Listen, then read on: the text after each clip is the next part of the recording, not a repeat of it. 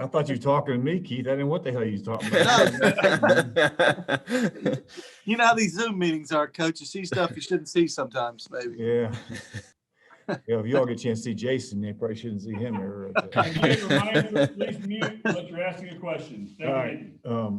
Just, of course, captains this week be Knox, Evans, and Madden on offense.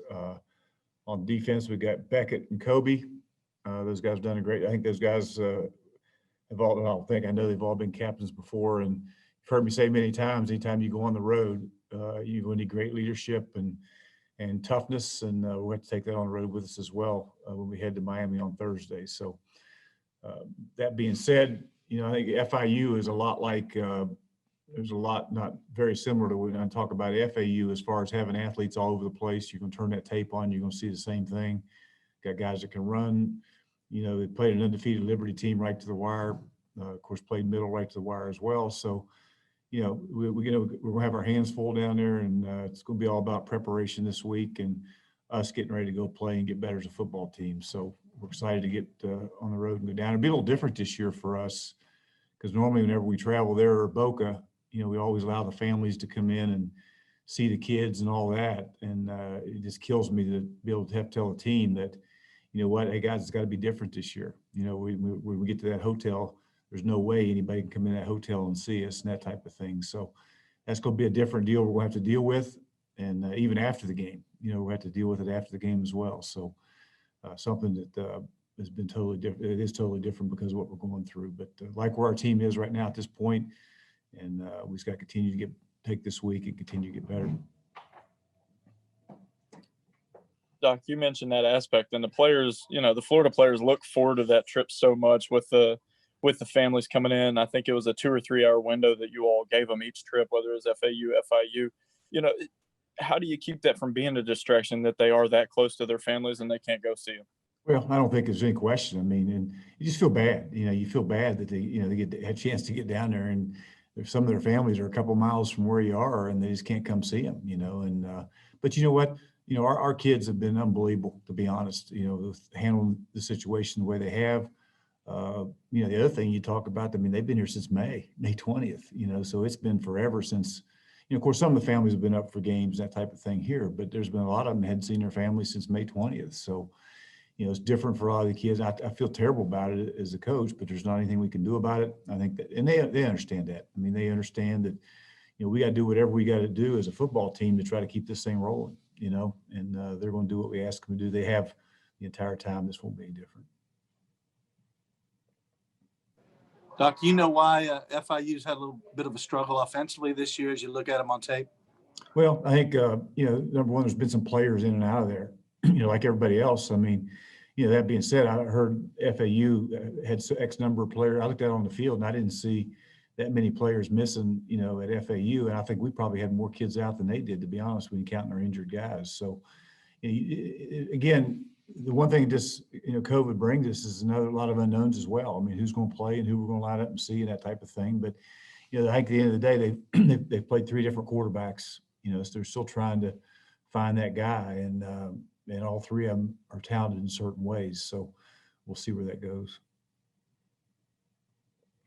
When you mentioned their offensive struggles and trying to find that quarterback, and you all are in Grant's game, obviously his passing ability has opened up the rushing attack. It seemed like, looking at Jacksonville State the other night, the running game, which is a strength of FIU, never got going because they don't have that passing threat solidified yet.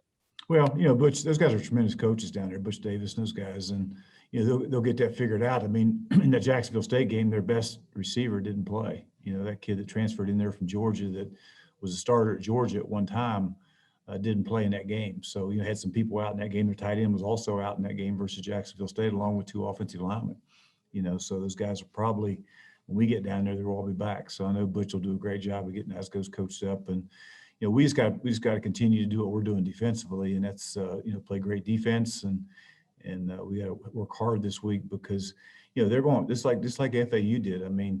If they don't, they got good players, and they got skilled guys that can run, and they got tremendous running back. And so that being said, we got to be ready to go play. This team, I know that you look and they've struggled to end the season last year and struggled to begin the season this year. But do you sort of reiterate, hey, there's a lot of guys back from that team that took us to overtime in Huntington last year? No, there's no question, no question. And that's like I say, you just, a lot of guys back, as you mentioned, and, they've added some guys. They got a guy started at Boise that was an all-conference player at Boise at linebacker. And they got, a guy played at Kentucky and a couple other, Tennessee, I think it is, on the defensive line. And, they got a lot of, this graduate transfer market opened up. I mean, there's a lot of guys that fill a lot of holes with different graduate transfers from Power 5 schools, and they've done that. So I can't imagine what's going to be trying to find what rosters look like next year when this other rule goes in. It's going to affect a lot of people. So, like I say, you don't know exactly what you're getting into, and you get down there and see who's actually on the field. We were looking pregame out there and trying to find out who the heck we were going to play against last week, and this will be no different this week. Doc, you look at La Tech, and it seemed like, 14, 17 points were left on the field there, even though you got a comfortable win last week. Again, finishing opportunities. Is that something that you really hone in on this week, just because you are going on the road and every point?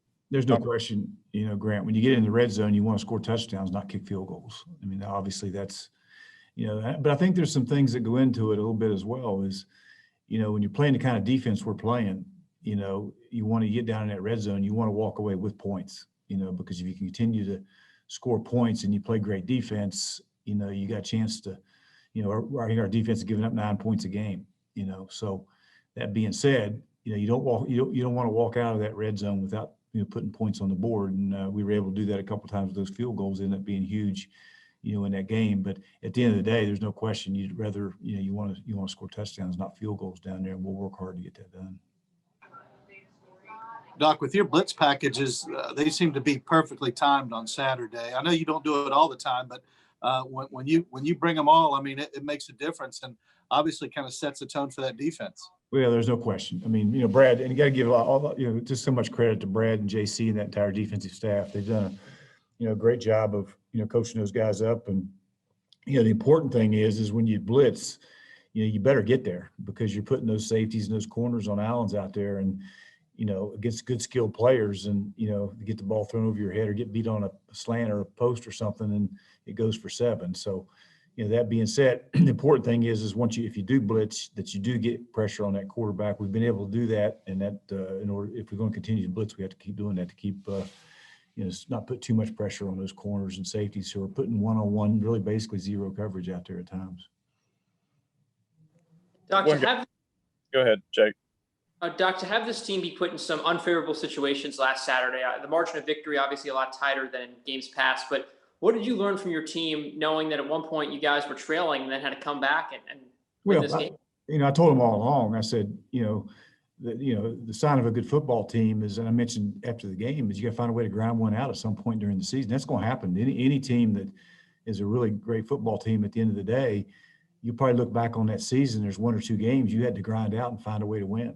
And, I told him I was probably after that game, I told him I was probably more proud of him after that game than what I was any of the other 3 games or 4 games that we had won, because you walked in that locker room at halftime and there was no panic. Everybody just knew that they had a job to do, and we had to go out and do our job a little better. And that's a sign of a good team. If you walk in that locker room at halftime, and even though you're up by 1 point and you got guys, in disarray or pointing fingers or whatever, you got problems. But there was none of that. I mean, all that there was encouragement, and we knew where we were and felt comfortable. We were confident that we were going to go out and play better in the second half and find a way to win that game. And when you got that kind of attitude on your football team, and that's a lot of that's, not a lot of it, it's all leadership. It's all about leadership when those guys walk in that locker room and you got Knox and Sheldon and all those offensive linemen, all those guys grabbing guys and say, hey guys, we're fine. Number one, we're winning the game.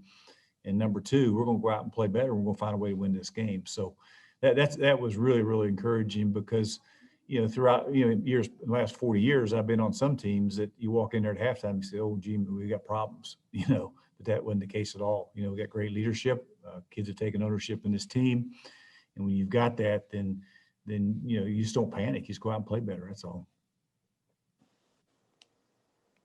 one guy we saw kind of extensively on Saturday that we hadn't seen that much was Joshua Bowers. What have you all seen from him that he worked his way into that rotation in the secondary? Well, it's just number one. He's a talented guy, that can play, and we saw that early on in camp, and the issue we've had, and I think probably we're going to have Nazi back this week. I would think, I think after today we'll get him back this week, which that allows us to get Gilmore back out at corner more because Nazi will then be able to play nickel, which will help us.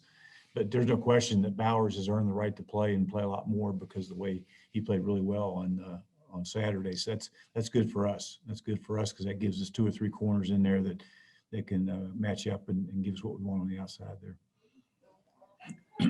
And Doc, who gets credit for putting a 6'8" and a 6'9" offensive lineman on extra point block? Who gets that credit? You or somebody else? Me.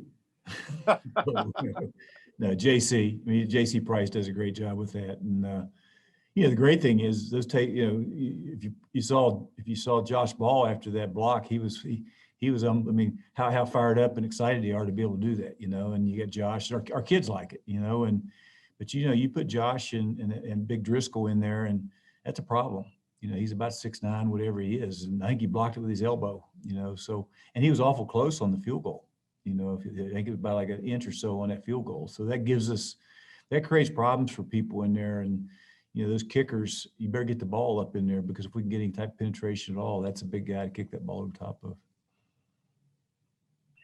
Doc, you look at Abraham Beauplan, you look at Joshua Bowers, both a couple of Navarro College defensive players. And it seemed like last year you all did pretty well at Navarro College. What did you see from the guys that were being developed there that really stood out to you?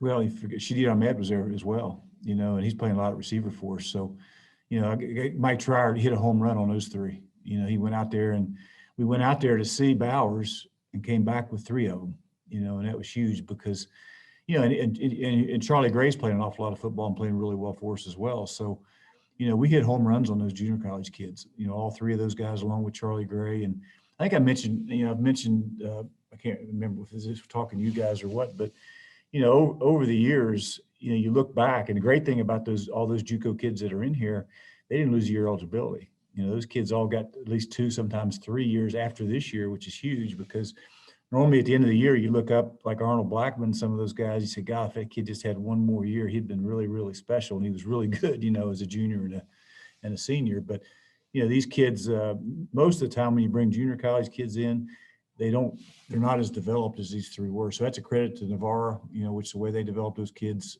at the junior college. And of course, Shadid only was there 1 year. He was a qualifier out of high school, so he was only there 1 year, but has 3 more to play here with us after this year. So he's a good young receiver as well. So like I said, we hit a home run on those 3 guys, and all 4 of those junior college kids have been good to us. Doc, they're obviously winless down here, and you guys are unbeaten. They're coming off an FCS loss. How do you keep your kids from falling into the trap that this on paper would look easy? How do you avoid your kids from falling into the human condition, I guess, as some coaches might say? Human element. I think at the end of the day, I mean, just look at the last couple games or even last 2 or 3 games that we've had against FIU. I think last year was an overtime game. The year prior to that was a 1-score game down there that came right down to the wire. So every time we play these guys, it's a fight. And at the end of the day, I mean, they've got players. I mean, turn the film on and watch them. And they played Liberty that's undefeated, being close to being ranked, was right to the wire. Middle was the same way, came right to the wire at the end there. Had a lot of players out versus Jacksonville State. Probably will get those guys back. And at the end of the day, Butch Davis, who I got great respect for, is a tremendous coach along with that staff, will have those guys ready to play for us. And I guarantee you, I tell our kids every week, I mean, you watch football every week and somebody's going to get beat that shouldn't. And he's got to make sure it's not us. So I think the toughness and leadership that have to, travel with us this week, if that doesn't happen, we'll get beat. And if we're not a prepared football team, we'll get beat because they're a very capable team that's well coached.